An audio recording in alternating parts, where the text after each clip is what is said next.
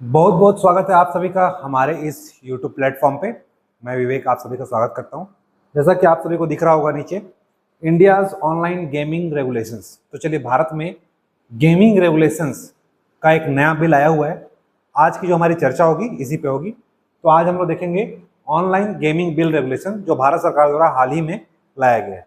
इसके बारे में इस पर चर्चा करेंगे कि इसकी पृष्ठभूमि क्या है, क्यों लाना पड़ा, आखिर ऐसी क्यों इसकी जरूरत पड़ी, इसके बारे में इसका इतिहास पढ़ेंगे। साथ ही इससे रिलेटेड मेंस के लिए क्या क्वेश्चन बन सकते हैं वो भी हम लोग इसमें कवर करेंगे।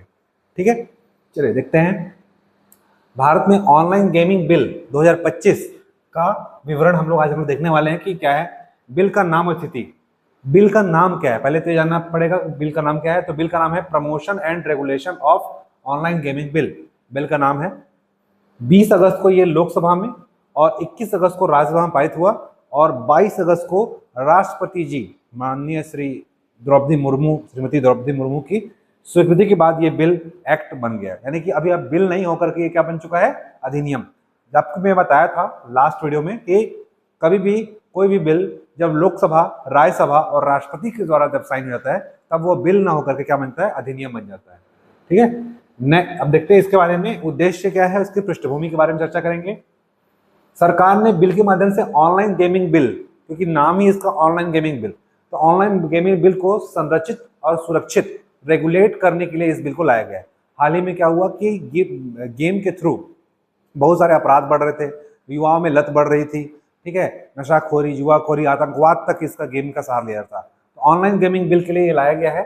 संरचित और सुरक्षित उद्योग बनाने की तैयारी की गई है, लेकिन रियल मनी गेम्स जैसे जुआ, फैंटेसी गेम्स, रमी, पोकर, ये सब आप लोग खेलते होंगे, इन सबको बंद करने की भी ठोस योजना बनाई जा रही है। इस गेम में क्या है, अब कोई भी जो आईपीएल हो गया या आपका एशिया कप भी आज से शुरू हो रहा है, इन सब में कोई भी स्पॉन्सर गेम नहीं हो सकता। जैसे कि ड्रीम 11 था, माई 11 सर्कल था, ये कोई भी ऑनलाइन गेम्स को अब प्रमोट नहीं किया जाएगा भारत सरकार द्वारा। ठीक है, अंतर्राष्ट्रीय मंच पर ना ही वो स्पॉन्सर हो सकता है। ये सारे इस रेगुलेटिंग एक्ट इस रेगुलेशन बिल की वजह से ही हो चुका है। उद्देश्य क्या है, युवाओं और परिवारों को आर्थिक संकट, क्योंकि लोग गेम्स में पैसा गंवा रहे थे, आर्थिक संकट, मानसिक तनाव, लोगों का लाखों करोड़ डूब जा रहा था जिससे मानसिक तनाव आ रहा था, और व्यसन से बचने के लिए, ठीक है, इन सब के लिए ये बिल लाया गया। हाल ही में छत्तीसगढ़ में एक व्यक्ति है जिन्होंने ड्रीम 11 पे पैसा भेजा था और उन्होंने फांसी भी लगाया। तो ये सब क्या है, मानसिक तनाव की वजह से हो रहा है। बिल पैसा जीतने के बाद उन्होंने फांसी लगाया। तो ये सब चीजें क्या है, इन सब चीजों से इसका उद्देश्य ये भी है कि आर्थिक संकट से निकालना तो है, पर लोग उसके जो मानसिक तनाव से मार रहे हैं आज, जो गेम्स की वजह से आज जो पैसा गंवा रहे हैं, उनसे भी निकालना है। इसके अलावा अवैध गतिविधियों जैसे धोखाधड़ी, मनी लॉन्ड्रिंग, जो एक बड़ा समस्या बना हुआ है भारत में, आतंकवाद को फंडिंग गेम के माध्यम से ये सब किया जा रहा था। तो इन सब चीजों को भी रोकना इसका प्रमुख उद्देश्य है। इसके लिए प्रावधान क्या किया गया है, इसमें 3 श्रेणियां बनाई गई हैं। पहली बात, ई स्पोर्ट्स, है ना, electronic sports, social and educational games पर प्रतिबंध लगाया गया है, और ऑनलाइन मनी गेम्स जिस पर मनी लगाया जाता है। तो 3 श्रेणियों में बांटा गया है इस बिल में। पहला है ई स्पोर्ट। ई स्पोर्ट में क्या होता है, प्रतिस्पर्धात्मक और कौशल आधारित गेम, स्किल बेस्ड गेम और कॉम्पिटिटिव गेम्स पर प्रतिबंध लगाया गया है। दूसरा, सोशल एंड एजुकेशनल गेम्स में मनोरंजन, शिक्षा और सांस्कृतिक जो गेम्स होते हैं इन पर प्रतिबंध लगाया जा रहा है। नेक्स्ट जो है मनी गेम्स। मनी गेम्स से क्या होता है, जैसे पैसे दांव लगाते हैं हम लोग, ठीक है, हम लोग पैसा डालते हैं जैसे कि आपके ड्रीम 11 पे। मौद्रिक लाभ से जुड़े गेम्स, जो भी पैसे से जुड़े गेम है वो सारे इसमें रखा गया। तो 3 कैटेगरी में गेम को बांटा गया है। ऑनलाइन गेमिंग बिल,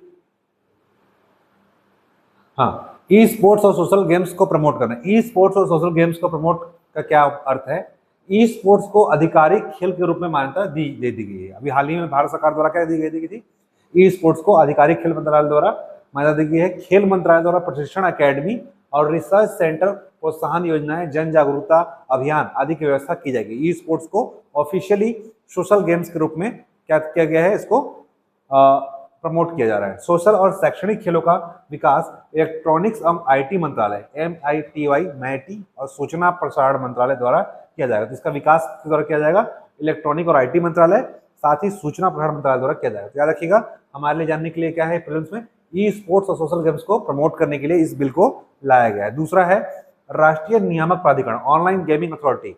ठीक है, ऑनलाइन गेमिंग अथॉरिटी बनेगा। इसका काम क्या होगा, गेम्स को वर्गीकृत करना कि कौन सा गेम किस वर्ग में आता है, ए बी सी कौन से वर्ग में है, उसका पंजीकृत करना, रजिस्ट्रेशन करना, और निगरानी के लिए एक केंद्रीय प्राधिकरण, ठीक है, सेंट्रल ट्रिब्यूनल स्थापित करेगा इसके निगरानी करने के लिए। इस चीज को रोकने के लिए ये क्या लाया जा रहा है, राष्ट्रीय नियामक प्राधिकरण, ऑनलाइन गेमिंग अथॉरिटी लाया जा रहा है। यह शिकायतों क्या करेगा, यह आयोग का काम क्या होगा, शिकायतों का निपटारा करना, नियम तय करना कि कौन से गेमिंग के नियम होंगे कौन से नहीं होंगे, और यह भी तय करेगा कि कौन सा गेम मनी गेम है। जैसे राष्ट्रपति या राज्यपाल तय करते हैं कि कौन सा विधेयक धन विधेयक है, वैसे ही राष्ट्रीय नियामक प्राधिकरण यह तय करेगा कि कौन सा गेम मनी गेम में आता है। ठीक है, तो इन सब ये काम होगा राष्ट्रीय नियामक प्राधिकरण का। ठीक है, नेक्स्ट इस पर प्रतिबंध लगाया गया है मनी गेम पर। मनी गेम पर प्रतिबंध लगाने पे क्या लगाया है, ऑनलाइन मनी गेम्स चाहे वो स्किल बेस्ड हो या चांस बेस्ड हो, ठीक है, सभी पर पूर्णतः प्रतिबंध होगा, या चांस दिया जाए या स्किल पे दिया जाए, सभी पर प्रतिबंध लगाया जाएगा मनी गेम्स में। जैसे कि आपका ड्रीम 11 हो गया, माई 11 सर्कल, इस तरह के गेम्स। प्रमोशन, विज्ञापन और वित्तीय लेन देन, बैंक पेमेंट गेटवे, इन सब पर टोटली पूर्णतः प्रतिबंध लगा दिया गया। ना आप प्रमोशन कर सकते हो ना उसका विज्ञापन कर सकते हो। इसलिए आप देखना, अब कभी भी आईपीएल का स्पॉन्सर ड्रीम 11 नहीं बन सकता जैसे पहले चल रहा था। ठीक है, टी शर्ट में आपको कहीं नहीं दिखेगा, न इसका प्रचार होगा, न इसको प्रमोट किया जाएगा, न ही इससे वित्तीय लेन देन, यानी कि आप इसमें पेमेंट बैंक से पेमेंट नहीं ले सकते। हालांकि इसमें वॉलेट की व्यवस्था की गई है, आगे आपको मिलेगा। अगर कोई ऐसा करता पाया जाता है तो इसके लिए क्या बनाया गया है, इसके लिए दंड या कानून कार्रवाई की गई है।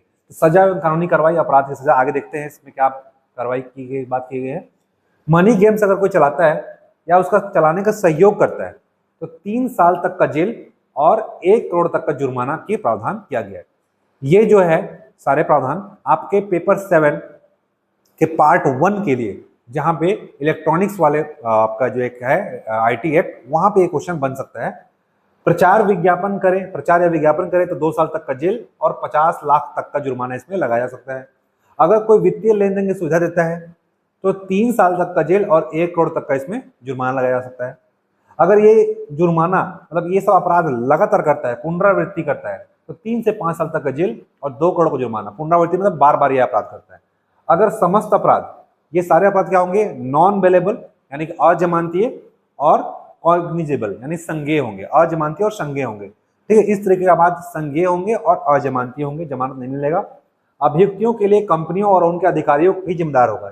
ये केवल अथॉरिटी में क्या होंगे, कंपनी और उसके अधिकारी, ये सभी पर ये रेगुलेशन लागू होगा, और सिवाय उन स्वतंत्र निर्देशकों के जो निर्णय में शामिल नहीं थे। तो जो डायरेक्टर होंगे, है ना, जो स्वतंत्र निर्देशक होंगे, उन पर यह नियम लागू नहीं होगा। बाकी कंपनी, कर्मचारी और अधिकारियों सभी पर यह नियम लागू होगा। ठीक है, अब उद्योग और राजनीतिक प्रतिक्रिया क्या दे रहे हैं। अब देखो, कोई भी बिल आता है, कोई भी चीजें एक्ट आती है, कुछ अच्छी चीजें होंगी तो उसके विपक्ष में भी लोग बोलेंगे। तो इसके विपक्ष में लोग क्या बोल रहे हैं, गेमिंग कंपनी जैसे ड्रीम 11 होगी सबसे बड़ी कंपनी, एमपीएल, ये सब का आप ऐड देखते होंगे, आदि ने रियल मनी गेम्स बंद कर दिए। सारे मनी गेम्स क्या कर दिए, बंद कर दिए। लेकिन उपयोगकर्ता को बोला ना, मैं वॉलेट में जमा करने की सुरक्षित राशि बताई गई है। आपको उनको बोला गया है आपने जो भी पैसा कमाया है वो आपके एक वॉलेट बनाया जाएगा और उस वॉलेट में आपका पैसा जो होगा सुरक्षित रहेगा। जैसे आपने 1 लाख भी कमाया तो आप ड्रीम 11 के वॉलेट में जाएगा, आप वॉलेट से खर्च कर सकते हो, आप बैंक में ट्रांसफर नहीं कर सकते। फ्लूटर की जंगली ने भी अपने पैसा धारित ऑपरेशन बंद कर दिए हैं। जंगली रमी पड़े होंगे जिसका प्रचार बड़े बड़े हीरो लोग कर रहे हैं। उद्योग पक्ष चिंता में क्यों आ गया है कि उद्योग पक्ष कहना है कि यहाँ से 2 लाख नौकरियां खतरे में आ गई हैं जो इसमें काम कर रहे थे। अब वो चीजें बंद हो गई तो क्या हो गया, सारे लोग बेरोजगार हो गए, 400 कंपनियां बंद हो गई, 2 लाख करोड़ तक का नुकसान हो रहा है। A23 रमी, S23 आप देखोगे विज्ञापन, जैसे कंपनियों ने बिल को संविधान विरोधी बताया, बोला कि ये संविधान का विरोध कर रहा है, इसलिए इन्होंने न्यायालय में चुनौती कर दिया। तो A23 कंपनी ने इसको संविधान विरोधी बताते हुए, इसको संविधान के विरोधी होते हुए इसको न्यायालय में चुनौती दे दिया है। बिल के समर्थन में कहा गया कि यह उद्योग को संरक्षित, अब देखो ये विपक्ष का था, पक्ष वाले क्या बोल रहे हैं, यह उद्योग को संरक्षित करेगा, साथ ही रचनात्मक बढ़ाने वाला है, सिविल सुरक्षा को सुनिश्चित करेगा। ठीक है, इसके लिए एक कदम उठाया जा रहा है। तो ये पक्ष वाले लोग बोल रहे हैं, विपक्ष वाले बोल रहे हैं कि इससे हमारा नुकसान हो रहा है, बेरोजगारी बढ़ेगा, ठीक है, संविधान विरोधी है। ठीक है, अब सभी अर्थ और प्रभाव देखते हैं कि इसका प्रभाव क्या पड़ेगा। मुश्किल पर फैसला क्या है, यह कानून पुरानी ग्रे क्षेत्र व्यवस्था थी को बदलकर देश में सुरक्षित, न्याय संगत और लाभदायक ऑनलाइन गेमिंग बिल का विकास करने में बड़ा कदम है। ठीक है, इसके सकारात्मक पक्ष क्या है कि अब ई स्पोर्ट्स को कौशल और शिक्षात्मक गेमिंग को बढ़ावा दे रहा है, मतलब ई स्पोर्ट्स का बढ़ावा दिया जा रहा है इलेक्ट्रॉनिक स्पोर्ट्स को, और किस बेस पे? कौशल, स्किल्ड बेस और शिक्षात्मक एजुकेशनल गेमिंग के रूप में ई स्पोर्ट्स को बढ़ावा दिया जा रहा है। चुनौतियां क्या है? बड़ी आर्थिक और रोजगार संबंधी चुनौतियां, मैंने बताया कि बेरोजगार हो जाएंगे, 400 कंपनियां बंद हो जा रही हैं। कानूनी लड़ाइयों की शुरुआत हो चुकी है, क्योंकि लोग विपक्ष कंपनियां A23 रमी जैसे कंपनियां जो क्या है अब न्यायालय को चुनौती देने पे उतर चुकी है। ठीक है, देखिए आपसे रिलेटेड यहाँ पे मेंस में क्वेश्चन ही बन सकता है कि हाल ही में पारित ऑनलाइन गेमिंग बिल 2025 की प्रमुख विशेषताएं प्रभाव में चर्चा कीजिए। आपके मेंस का ये पार्ट हो सकता है क्वेश्चन, जिसको यहाँ पे लिख के आपको दिया गया है। इससे भी बेहतर आप लिख सकते हैं और लिख के आप हमें व्हाट्सअप कर सकते हैं। व्हाट्सअप करने के लिए आपको क्या करना है, दिए गए नंबर पे आपको इस क्वेश्चन का आंसर लिखना है और आप इससे बेहतर आंसर लिख सकते हैं। आप हमें इस नंबर पर व्हाट्सअप कर सकते हैं। हमारा नंबर है 9111909868। लगभग इसको 100 शब्दों में, ठीक है, 100 वर्ड्स में आप इसको लिख करके व्हाट्सअप करेंगे। ठीक है, ठीक है, ये एक नंबर है। इस नंबर पर आप क्या करेंगे, PDF बना करके लिख के इस क्वेश्चन का आप आंसर भेजेंगे। हालांकि यहाँ पे एक आंसर मॉडल के रूप में दिया जा रहा है। भारत में ऑनलाइन गेमिंग उद्योग हाल के वर्षों में तीव्र गति से विकसित हुआ है, किंतु रियल मनी गेम्स जैसे जुआ, सट्टा, फैंटेसी स्पोर्ट्स आदि के कारण युवाओं में लत, आर्थिक हानि, धोखाधड़ी और मनी लॉन्ड्रिंग जैसी समस्याएं सामने आड़ी आ चुकी हैं। इन चुनौतियों से निपटने के लिए संसद ने promotion and regulation online gaming act 2025 पारित किया गया है। इस अध्ययन का प्रमुख प्रावधान है, यहाँ पे आप लिख सकते हो कि यह 21 और 22 अगस्त को लोकसभा राज्यसभा से, ठीक है, और 23 अगस्त को आपका राष्ट्रपति साइन हो चुका है। ये आप चाहो तो लिख सकते हो, कोई जरूरी नहीं है। अब इसमें गेम्स को 3 भागों में वर्गीकृत किया गया है। पहला ई स्पोर्ट्स, दूसरा है शैक्षणिक और सामाजिक गेम्स, तीसरा है ऑनलाइन मनी गेम्स। जिसमें ई स्पोर्ट्स क्या किया जा रहा है, बढ़ावा दिया जा रहा है। पूर्णतः प्रतिबंध किया जा रहा है जितने भी मनी गेम्स है, पैसा आधारित जो भी दांव लगाते हैं, ठीक है, पैसों आधारित सभी खेलों पर प्रतिबंध लगा दिया गया है। पूर्णतः नियामक प्राधिकरण गठन किया गया है। ऑनलाइन गेमिंग अथॉरिटी की स्थापना की गई है, जो पंजीकरण करेगा, निगरानी करेगा, शिकायत निवारण करेगा और जुर्माना भी लगा सकता है। दंड का प्रावधान है, मनी गेम्स चलाने पर 3 वर्ष का जेल या 1 करोड़ तक का जुर्माना भी लगाए। इसके अलावा विज्ञापन और प्रचार करता है उस पर 2 वर्ष का जेल और 50 लाख का जुर्माना है। ठीक है, सकारात्मक प्रभाव इसमें क्या आया है कि युवाओं को व्यसन और आर्थिक हानि और मानसिक तनाव से भी क्या करेगा, ये सुरक्षा देगा। ई स्पोर्ट्स को राष्ट्रीय स्तर पर प्रोत्साहन दिया जा रहा है, बताया कि ई स्पोर्ट्स को बढ़ावा दिया जा रहा है। डिजिटल उपभोक्ता संरक्षण आ चुका है अब, ठीक है, आप उपभोक्ता संरक्षण आप कर सकते हो डिजिटली। चुनौतियां क्या है, उद्योग में रोजगार संकट आ रहा है, कंपनियां बंद हो रही हैं, 400 कंपनियां बंद हो चुकी हैं, संवैधानिक चुनौतियां आ चुकी हैं। A23 जैसे कंपनियां क्या कर रही हैं, अब चुनौती दी है कोर्ट को। निष्कर्ष क्या है, यह अधिनियम डिजिटल युग में सामाजिक सुरक्षा और नैतिक तकनीक उपयोग जैसे युवाओं के संरक्षण की दिशा, युवाओं को क्या होगा यहाँ पे, संरक्षण की दिशा में एक बहुत ऐतिहासिक या महत्वपूर्ण कदम साबित हुआ है। जहां तक की बात करें युवाओं के, आज लत लग चुके गेमिंग पे, छोटे बच्चे तक भी क्या कर रहे हैं, आज गेम के लत लग चुके हैं। गेम के अलावा साथ साथ मानसिक तनाव, चिड़चिड़ापन, साथ साथ ऑनलाइन गेमिंग फ्रॉड यहाँ से भी आ रहा है। गेम के थ्रू आपसे पैसा भी ऐंठा जा रहा है, एक लिंक आता है और उससे आपके सारे बैंक के पैसे खा जाते हैं केवल गेम खेलने से। इस गेम पे लगाओ और अपने जीतो। तो ऐसे कई गेम्स पे लोग, कई ऐसे हीरो हीरोइन और जो भी सोशल इन्फ्लुएंसर है वो भी इसका प्रचार कर रहे हैं। हाल ही में अभी एक आर्टिकल भी आया था,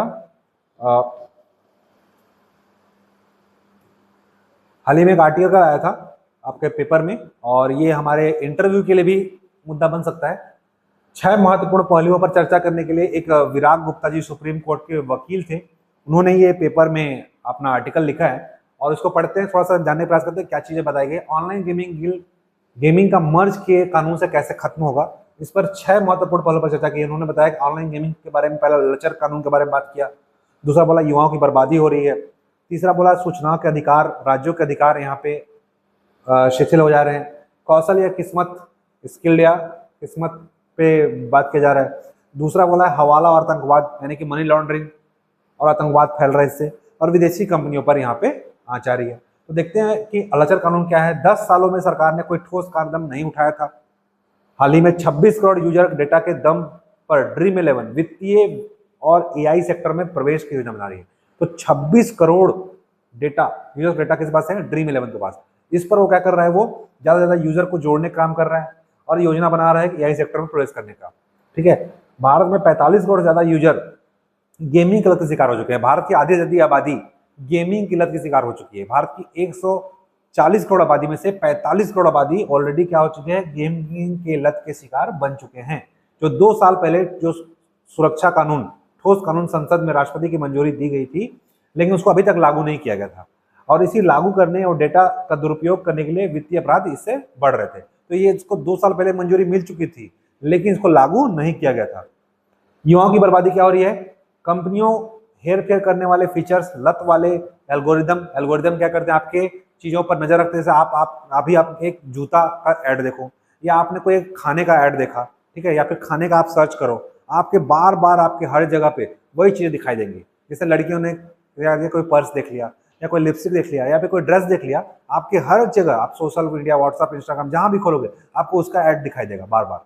इससे क्या होता है, वो आपके दिमाग में बैठ जाता है, फिर आप उसको परचेस करने लगते हो। तो ये चीजें क्या है, कंपनियां हेरफेर करने वाले फीचर, एल्गोरिदम, बॉट्स के माध्यम से भारत के युवाओं को सालाना 2 लाख करोड़ की ठगी कारोबार कर रही है। कई ऐसे पढ़े लिखे लोग भी इसका ठगी कारोबार हो चुके हैं।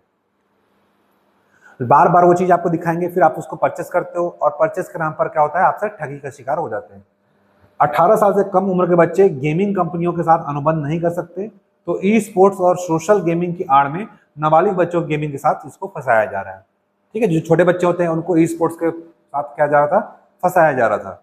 नेक्स्ट है राज्यों का अधिकार। राज्यों के कुछ राज्यों, साउथ के जो लोग थे, इन्होंने पहले ही इस कानून को लागू किया था, लेकिन केंद्र सरकार के आने के बाद, या जैसे कि तमिलनाडु, तेलंगाना, कर्नाटक ने कानून के गेमिंग कंपनियों को नकल कसने के लिए कोशिश की थी, लेकिन 2023 में आईटी नियम एक्ट, आईटी एक्ट में कुछ बदलाव किए गए और बदलाव करने के बाद गेमिंग कंपनियों को इंटरमीडिएटरी सुरक्षा का कवच दे दिया गया और साथ ही साथ स्वनियमन, सेल्फ संचालन, स्वनियमन का विशेषाधिकार भी उनको दे दिया गया। इसके साथ ही राज्यों का अधिकार क्या हो गए, यहाँ पे शिथिल हो गए। कौशल या किस्मत। 2 साल पुरानी रिपोर्ट के अनुसार एक विदेशी कंपनियों ने 58,000 करोड़ के प्राइज मनी पर आयकर की चोरी की थी। इनकम टैक्स चुराया था 58,000 करोड़ का, लेकिन उसकी वसूली के लिए कोई कार्य योजना ही नहीं बनाई गई। ठीक है, ये हमारा भारत सरकार के द्वारा किया गया कारनामे है। गेमिंग कंपनियों के खिलाफ लगभग 2.5 लाख करोड़ की जीएसटी की चोरी का मामला है। ये मैं नहीं, एक रिपोर्ट कहता है। 2 साल विदेशी कंपनियों के द्वारा एक रिपोर्ट जारी किया गया था। हवाला आतंकवाद में गेमिंग से सट्टेबाजी के साथ साथ के मामले में आंध्र प्रदेश में 29 फिल्मी हस्तियों के खिलाफ ईडी ने पीएमएलए के मामले दर्ज किए। साथ साथ चीनी गेमिंग कंपनी फीविन की ईडी जांच में म्यूल खातों और क्रिप्टो करेंसी वॉलेट के जरिए खरबों के अवैध लेन देन की बातें का खुलासा हुआ। साथ ही वैश्विक इंटरनेट फोरम में युवाओं के कट्टरपंथ और आतंकवाद से जोड़ा गया गेमिंग के माध्यम से। ठीक है, विदेशी कंपनियों के बारे में क्या बात कहा गया है, विदेशी कंपनियां वीपीएन और दूसरे अवैध तरीकों से क्या कर रही हैं, कारोबार को बढ़ा रही हैं और आईटी सचिव के अनुसार विदेशी कंपनियों पर लगाम करने के लिए इंटरपोल की मदद भी ली जा रही है। ठीक है, देखिए, ऑनलाइन गेमिंग बिल पर राष्ट्रपति की मंजूरी, ड्रीम 11 विंडो पोकरबाजी से ऑनलाइन गेमिंग, रियल गेम्स बंद होंगे और 96 घंटों में गेमिंग कानून भी लाया गया।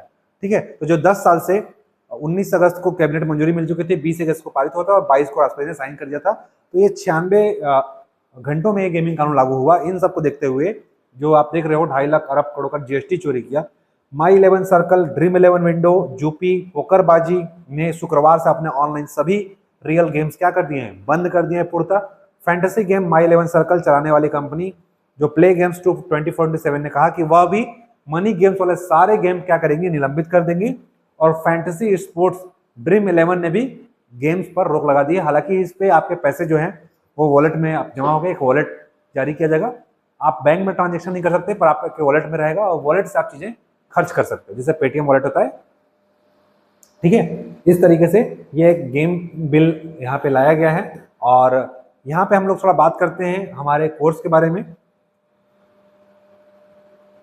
ठीक है, तो ये हमारे द्वारा जो सीजीपीएससी मेंस एस्से राइटिंग की बैच चल रही है, इसके अलावा प्रीलिम्स की प्री कम मेंस दोनों एक साथ बैच चल रहा है। ऑनलाइन ऑफलाइन फीस यहाँ पे दिया हुआ है, कॉन्टैक्ट नंबर दिए हुए हैं, इन दोनों नंबर पे आप संपर्क कर सकते हैं। प्रीलिम्स के टोटल 26 टेस्ट हैं और मेंस के टोटल 34 टेस्ट, टोटल मिलाकर 60 टेस्ट है। 60 टेस्ट का एक पैकेज मिल रहा है आपको। ठीक है, और ये आपको 2200 रुपये ऑफलाइन और 1500 ऑनलाइन ओनली मेंस। और प्रीलिम्स का 399 ऑनलाइन, 799 ऑफलाइन, ये ओनली फ्री। और दोनों को मर्ज करके लेंगे तो 1700 रुपये पड़ेगा ऑनलाइन प्री मेंस और 2500 रुपया आपका ऑफलाइन प्री मेंस, दोनों एक साथ। ठीक है, अगर आप टेस्ट लेना चाहें तो ऑलरेडी इनरोल कर सकते हैं आप। 62 और 9111 इन दोनों नंबर पर आप कांटेक्ट करके हमसे संपर्क कर सकते हैं। नेक्स्ट है हमारे द्वारा जो अभी CGPSC pre cum mains basic class जो संचालित हो रही है। ठीक है, इसका सुबह 8 से 12 बजे तक क्लास चलता है। इन दोनों नंबर पर आप संपर्क कर सकते हैं। ऑनलाइन क्लास के साथ, सॉरी ऑफलाइन क्लास के साथ ऑनलाइन क्लासेस फ्री मिल रही हैं। Live class, recorded test series, PDF, सारी चीजें इसमें इंक्लूडेड हैं। ऑनलाइन फीस है 4x9 और ऑफलाइन फीस है 14x9। ठीक है, ज़्यादा जानकारी के लिए आप इन दिए गए नंबर पर संपर्क कर सकते हैं। आपको डेमो वीडियोस यूट्यूब पे मिल जाएंगे। इसके अलावा शिक्षक भर्ती की हमारे यहाँ कक्षाएं चल रही हैं 16 जुलाई से। सेपरेट केवल 2000 में ऑनलाइन है और ऑफलाइन फीस है 4000। ठीक है, जनरल इंग्लिश क्लास अभी शुरू हुई है सभी प्रतियोगी परीक्षाओं के लिए। जितने भी प्रतियोगी परीक्षाएं में इंग्लिश का सेक्शन हो जाता है, यहाँ पे सभी प्रतियोगी परीक्षाओं की तैयारी हो रही है। 2 माह के कोर्स की अवधि होगी। अजय सर द्वारा क्लास दिया जा रहा है और इसकी फीस ऑफलाइन 999 है, जबकि ऑनलाइन 650। ठीक है, लगभग 700 रुपये ऑनलाइन फीस है। ऑनलाइन में आपका लाइव प्लस रिकॉर्डेड दोनों क्लासेस आपको मिलेगा। इसके अलावा अभी हाल ही में 1 सितंबर को नया बैच लॉन्च हुआ है, जिसमें सिर्फ प्री कम मेंस, व्याख्याता, जीव विज्ञान, इतिहास, गणित, कॉमर्स, सहायक शिक्षक विज्ञान प्रयोगशाला, अमीन पटवारी, जनरल इंग्लिश की जो बैच चल रही है, इन सब में डेमो ओपन है। आप 5 दिन का डेमो ले सकते हैं और दिए गए नंबरों पर संपर्क कर सकते हैं। बाइलिंगुअल प्लस हाइब्रिड क्लास दोनों मोड में कक्षा संचालित है। आप, ये एड्रेस है और ये हमारा कॉन्टैक्ट नंबर है, इन दोनों से आप हमारे से संपर्क कर सकते हैं। इसके अलावा हमारे हाल ही में अभी अमीन पटवारी की टेस्ट सीरीज संचालित हो रही है। अमीन पटवारी का फर्स्ट टेस्ट जो है सभी के लिए फ्री रखा गया है। 18 सितंबर को पहला टेस्ट स्टार्ट हो रहा है और ये टोटल टेस्ट 27 टेस्ट है, जिसमें आपको 3 फेज में आपका एग्जाम लिया जाएगा। पहले तो 17 टेस्ट जो है, टोटल 17 टेस्ट जो है आपका टॉपिक वाइज है। जो आपका सिलेबस लिखा हुआ है आपके सिलेबस में वही सिलेबस है और टोटल 17 टेस्ट जो है आपका टॉपिक वाइज है, जबकि 7 टेस्ट जो होगा आपका सब्जेक्ट वाइज होगा और साथ ही मेगा टेस्ट 3 रखा गया है। ठीक है, तो यहाँ पे कंप्लीट आपका तैयारी होगा, 3 फेज में तैयारी होगा। पहले तो टॉपिक वाइज, फिर सब्जेक्ट वाइज और फिर मेगा। ठीक है, हमारा इसका ऑफलाइन फीस है 299 300 रुपीज और ऑनलाइन फीस है 199।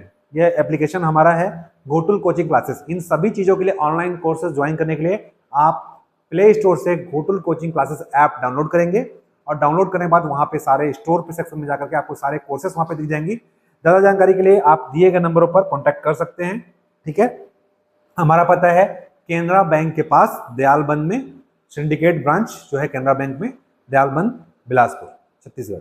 ठीक है, मिलते हैं नेक्स्ट वीडियो लेक्चर में। तब तक के लिए आशा करता हूँ आप लोग सभी स्वस्थ होंगे, मस्त होंगे। जय हिंद, जय भारत, जय छत्तीसगढ़।